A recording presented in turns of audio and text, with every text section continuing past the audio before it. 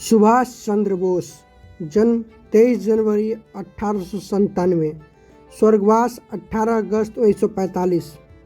नारा तुम मुझे खून दो मैं तुम्हें आज़ादी दूंगा। यही चल रहा है और सुभाष चंद्र बोस के बारे में आगे पढ़ते हैं। जैसे उनकी उपलब्धि, प्रारंभिक जीवन, पहले उपलब्धि को देख लेते हैं। सुभाष चंद्र बोस ने तुम मुझे खून दो मैं तुम्हें आज़ादी दूंगा और जय हिंद जैसे प्रसिद्ध नारे दिए। भारतीय प्रशासनिक सेवा परीक्षा पास की। 1938 और 1939 में कांग्रेस के अध्यक्ष चुने गए। 1939 में फॉरवर्ड ब्लॉक का गठन किया गया। अंग्रेजों को देश से निकालने के लिए आज़ाद हिंद फौज की स्थापना की। सुभाष चंद्र बोस को नेताजी भी बुलाया जाता है। वह भारतीय स्वतंत्रता संग्राम के एक प्रख्यात नेता थे। हालांकि देश की आज़ादी में उनका योगदान ज़्यादा श्रेय महात्मा गांधी और नेहरू से कम है, पर कह नहीं सकते कि सुभाष चंद्र बोस का योगदान किसी से कम भी नहीं है। बहुत बड़ा योगदान है क्योंकि उन्होंने सेना का गठन किया। उनका प्रारंभिक जीवन था, जैसे उनका जन्म 23 जनवरी 1897 को उड़ीसा के कटक शहर में हुआ था। उनके पिता जानकी नाथ बोस प्रख्यात वकील थे। उनकी माता थी प्रभावती देवी, जो धार्मिक महिला थी, सती महिला थी।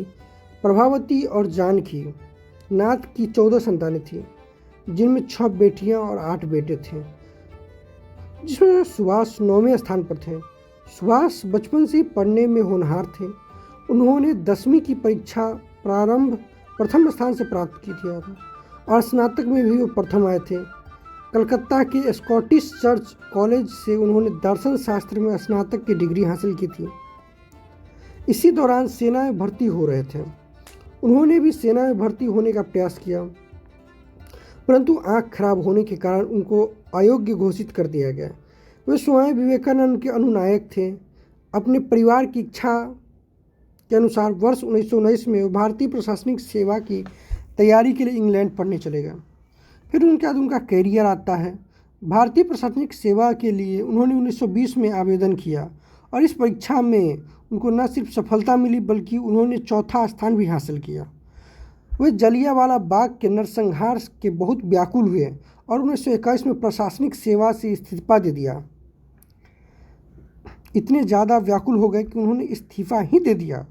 भारत वापस आने के बाद नेताजी गांधी जी के संपर्क में आए और भारतीय राष्ट्रीय कांग्रेस में शामिल हो गए।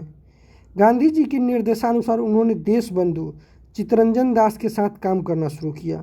उन्होंने बाद में चित्तरंजन दास को अपना राजनीतिक गुरु बताया था।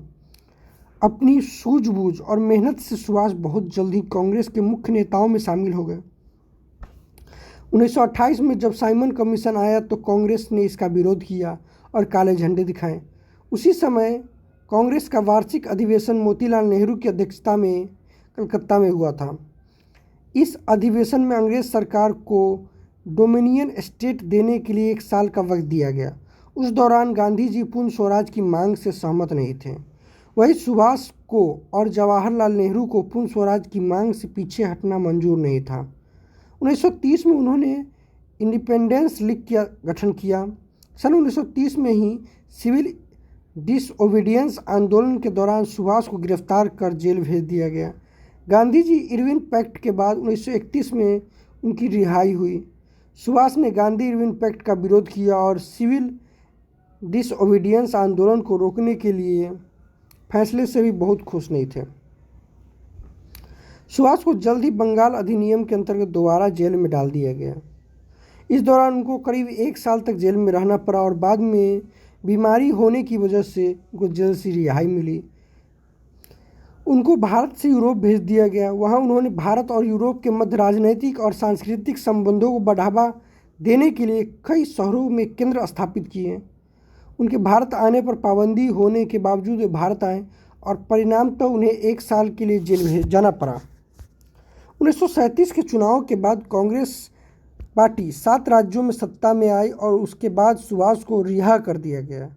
इसके कुछ समय बाद सुभाष कांग्रेस के हरिपुरा अधिवेशन 1938 जो 1938 में हुआ था में अध्यक्ष चुने गए थे। अपने कार्यकाल के दौरान सुभाष ने राष्ट्रीय योजना समिति का गठन किया। 1939 के त्रिपुरा अधिवेशन में सुभाष को दोबारा अध्यक्ष चुन लिया गया। इस बार सुभाष का मुकाबला पटाभी सीतारमैया से था। सीतारमैया को गांधी जी का पूर्ण समर्थन प्राप्त था। फिर भी 203 मतों से सुभाष चंद्र बोस चुनाव जीत गए। इस दौरान द्वितीय विश्व युद्ध के बादल भी मंडराने लगे थे और सुभाष ने अंग्रेजों को 6 महीने में देश छोड़ने का अल्टीमेटम दे दिया। सुभाष के इस रवैये का विरोध गांधी जी समेत कांग्रेस के कई अन्य लोगों ने भी किया, जिसके कारण उन्होंने अध्यक्ष पद से इस्तीफा दे दिया और फॉरवर्ड ब्लॉक की स्थापना की। सुभाष ने अंग्रेजों द्वारा भारत के संस्थानों का द्वितीय विश्व युद्ध में उपयोग करने का घोर विरोध किया और इसके खिलाफ जन आंदोलन शुरू कर दिया।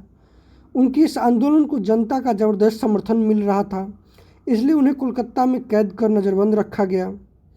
जनवरी 1941 में सुभाष अपने घर से भागने में सफल हो गए और अफगानिस्तान के रास्ते जर्मनी पहुंच गए। दुश्मन का दुश्मन दोस्त होता है वाली धारणा के मद्देनज़र उन्होंने ब्रिटिश राज को भारत से निकालने के लिए जर्मनी और जापान से मदद की गुहार लगाई। जनवरी 1942 में उन्होंने रेडियो बर्लिन से प्रसारण शुरू किया, जिसमें भारत के लोगों में उत्साह बढ़ा दिया।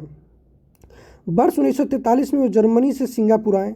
पूर्वी एशिया पहुंचकर उन्होंने रास बिहारी बोस से स्वतंत्रता आंदोलन की कमान लिया और आज़ाद हिंद फौज का गठन करके युद्ध की तैयारी शुरू कर दी।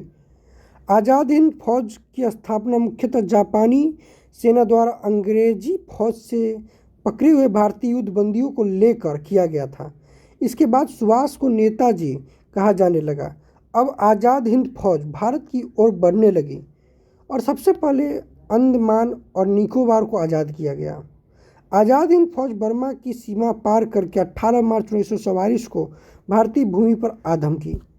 द्वितीय विश्व युद्ध में जापान और जर्मनी की हार के साथ आज़ाद हिंद फौज का सपना पूरा नहीं हो सका, पर ऐसा माना जाता है कि 18 अगस्त 1945 में एक विमान दुर्घटना में उनकी मृत्यु ताइवान में हो गई, परंतु उसका दुर्घटना का कोई साक्ष्य नहीं मिल सका।